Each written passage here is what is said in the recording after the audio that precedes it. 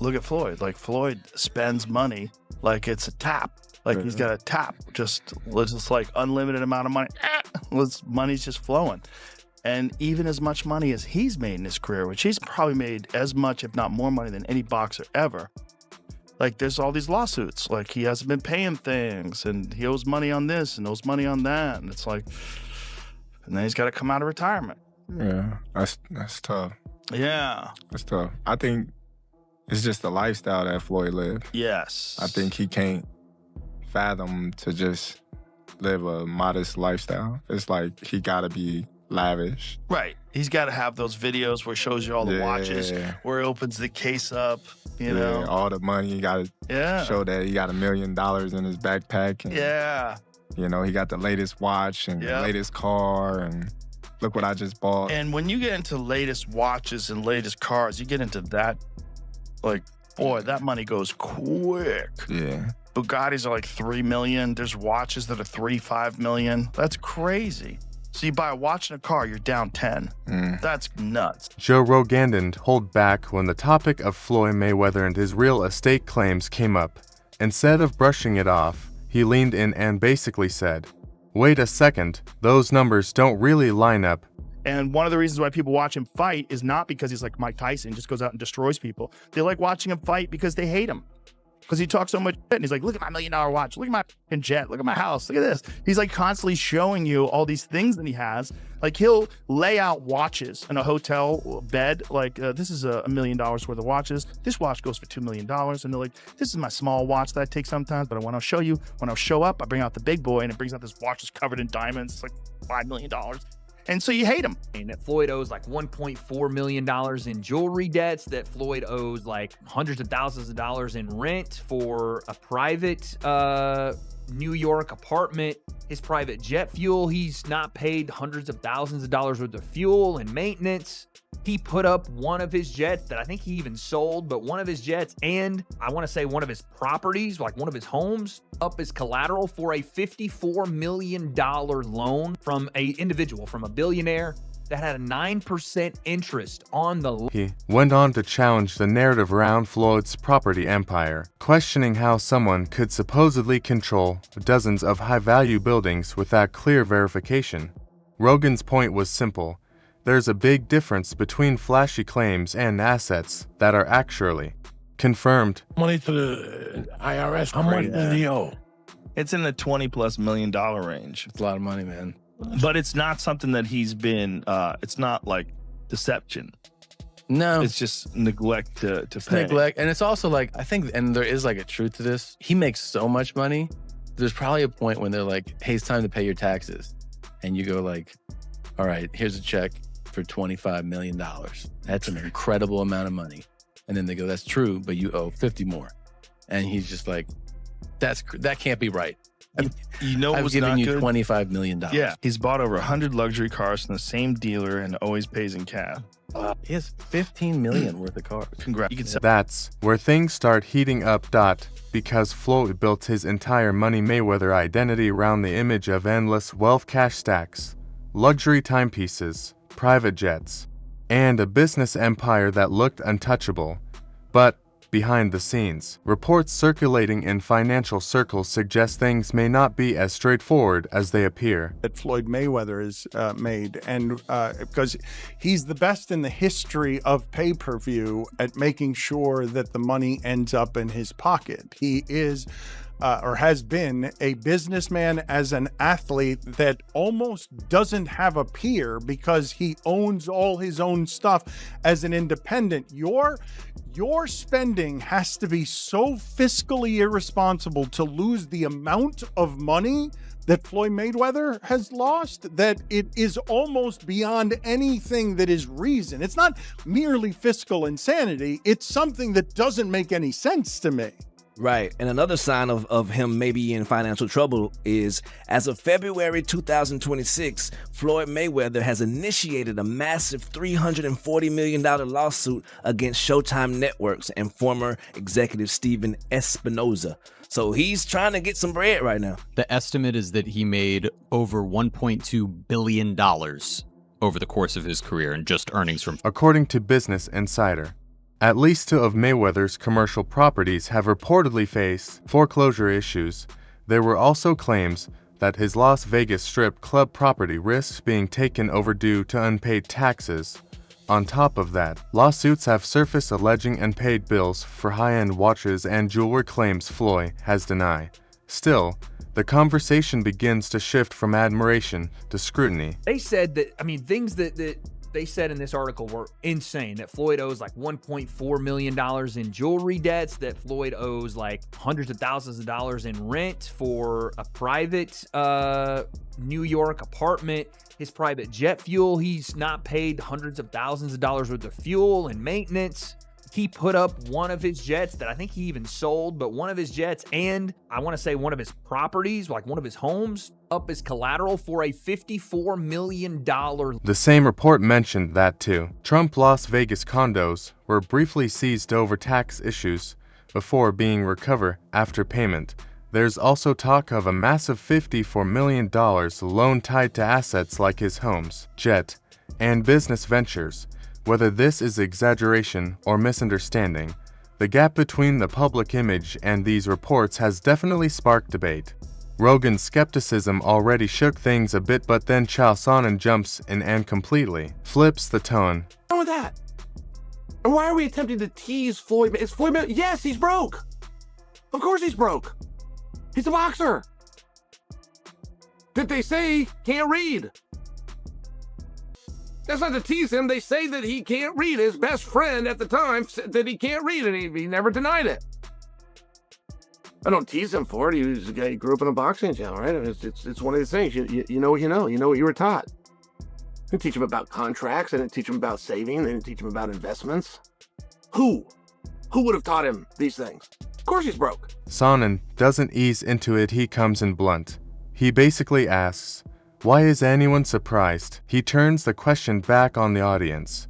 If regular people work every week because they need money, why would it be shocking for a fighter to keep competing for the same reason? Classic Chow part truth, part provocation, but he doesn't stop there. He starts breaking down the myth around boxing paydays, suggesting that many of those massive earnings figures come from promotional hype rather than publicly verified data. When he points out that the companies handling pay-per-view sales don't confirm those extreme numbers, it challenges years of boxing narratives in one shot. Gambling addict. He's got baby mamas all over the... What do you mean is he broke? Of course he's broke. What boxer do you know that isn't broke? What a ridiculous question. But it's the fact that they're attempting to tease him. I mean, first off, they're asking the question. Look, I've told you until I'm blue in the face. The numbers that you hear in boxing simply aren't true. Floyd made $1 billion. No, he didn't. Floyd and Conor made $500 million. No, they didn't. Of course they didn't. Nobody's ever confirmed that. And it's the same thing with the check. I got $100 million for a fight. Oh, you did? Who signed the check? Whoever signed the check is going to want credit for it. There's never been a time that $1 million check was written and the dude that wrote the check didn't make sure that somebody found out he wrote the check. So who wrote the check? Floyd's got a whole bunch of them, apparently. He got $1 billion. Who wrote the check? And he's not just targeting Floyd, he's calling out the entire system. Then he shifts to the chaos around fight announcements, explaining how scheduling multiple bouts, especially around something like a Mike Tyson matchup, could frustrate promoters. In boxing, timing and exclusivity are everything. Here's where it gets ironic.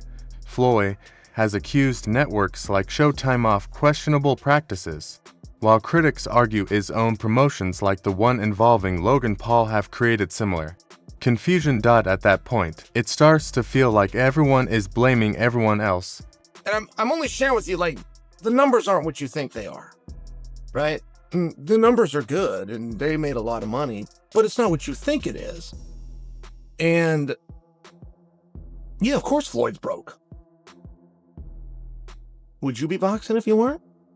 And it's very tough to be sympathetic. But despite all the criticism, one thing remains undeniable.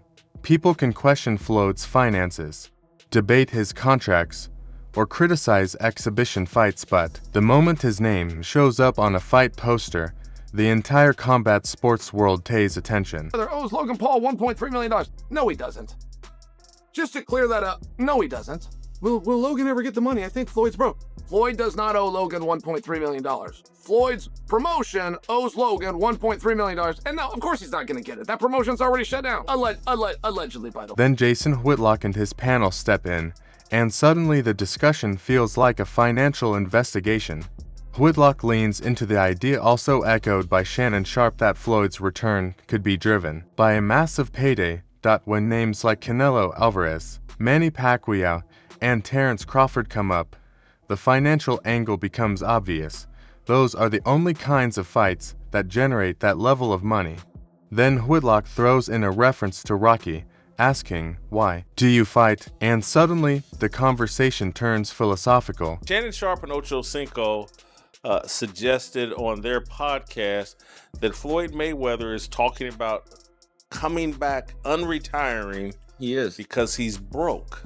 Yeah. Let's play the clip here of Shannon Sharpe and Ocho Cinco. There are only 3 fights that Floyd can have that can command and get the kind of money he's looking to recoup for money that may have been lost, or money that may have been stolen, or money he may have spent, to date. For one, a rematch with Canelo. That's one fight. Canelo too big. Listen to me, Unc. We talk about making that money. He ain't gonna have no choice. Because here's the reality: Floyd built his entire brand around money. He literally transformed from pretty boy into money. And as Whitlock points out, when your image is built on wealth, even a rumor about financial trouble becomes a major headline. Another panelist adds a grounded perspective. The real issue isn't how much Floyd earned, it's what we don't know: liquidity, debts, taxes, spending habits, the unseen side of the equation. Suddenly, the story feels less like a victory lap and more like a complicated financial puzzle. $1 billion, and he's 47 years old, and he's completely broke. He's won the prize. This is, of all the idiots that we've seen out there, celebrities, actors, entertainers that have lost a lot of money, this guy would take the cake.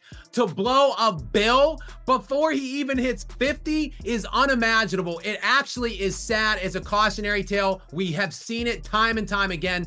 But who actually wants to watch this guy fight? Like, people that love him. If he comes out and if he loses and looks terrible and gets destroyed, well, look, if you love him or hate him, you can say, well, he's nearly 50 years old. This doesn't prove it. Then Andre Ward enters the conversation, and everything shifts. Instead of speculation, he brings a fighter's perspective. He acknowledges Floyd's work ethic, reminding everyone that behind the flashy lifestyle was someone deeply committed to training. Ward admits he feels conflicted about a comeback, not because of rumors, but because boxing becomes part of who you are. He explains how the adrenaline, attention, and massive paydays create a feeling that ordinary life just can't replace. Part of that is because of the way Floyd Mayweather goes about his business. He's been filthy rich. He's made his name, his legacy, and a lot of his reputation wasn't just the boxing, it was the money. It's the money man. What I have, what I'm driving, what I'm living in, what I'm flying in. And a lot of people, they don't like that. I don't know if Floyd Mayweather had more supporters for most of his fights or more haters. But regardless of where you fall on that line, Floyd Mayweather made it work for him when many people, promoters included, networks included, early on didn't think that he can. Then he touches on a potential Pacquiao rematch and offers an interesting insight. Older fighters sometimes produce more action, not less, because they can't rely on movement like they used to. Less speed can lead to more exchanges, which could actually make the fight more exciting. But he also highlights the real danger. Your mind believes you're still at your peak, while your body quietly disagrees. That single idea explains so many risks in boxing. Still, even Ward admits that if these legends step back into the ring, curiosity will pull everyone in. Don't watch a fighter. He'll say he don't watch him, but he'll watch any potential opponent over and over and over, and he has to process, can he do anything with me? How does my skill set line up with his? Can I beat him? The problem with being 49 years of age is sometimes your brain can see things and tell you things that your body's not in agreement with. That's the problem with age. Your brain is still saying, I'm him. Your brain is still saying, man, I'm Money Mayweather. Man, these youngsters can't deal with me. But your body is saying, brother, we can't do it like that anymore. Looking at the bigger picture, it feels like multiple perspectives colliding at once. Rogan questions the financial narrative, Sonnen challenges the payday myths, Whitlock's panel dissects the business side, and Ward brings it back to the mindset of a fighter. One side says Floyd is chasing money. Another says the rumors are overblown, and Ward reminds us that sometimes it's about something deeper: competition, identity, and the spotlight. That's the real conflict here. Legacy versus longevity. Business versus passion. That's the struggle, and that's the danger of coming back at this age. So part of me wants to see these guys continue to make money. Part of me wants to see these guys, how do they do it at this age? Man, show me something. Show me how your mind can overtake the deficiencies you may have in your body at your age. But the deeper part of me, man, I want to see Floyd Mayweather and Manny Pacquiao on a beach somewhere, living off the fruits of their labor, helping the game however they see fit to help the game, and just watching the next generations do what they do. But hey, we got to fight September 19th. At the end of the day, regardless of the reason, money, legacy, or love for the sport, the conversation itself proves Floyd's influence. Because look at what's happening. Everyone is debating, analyzing, and arguing about his next move, and that's exactly what legends do. They keep the world watching.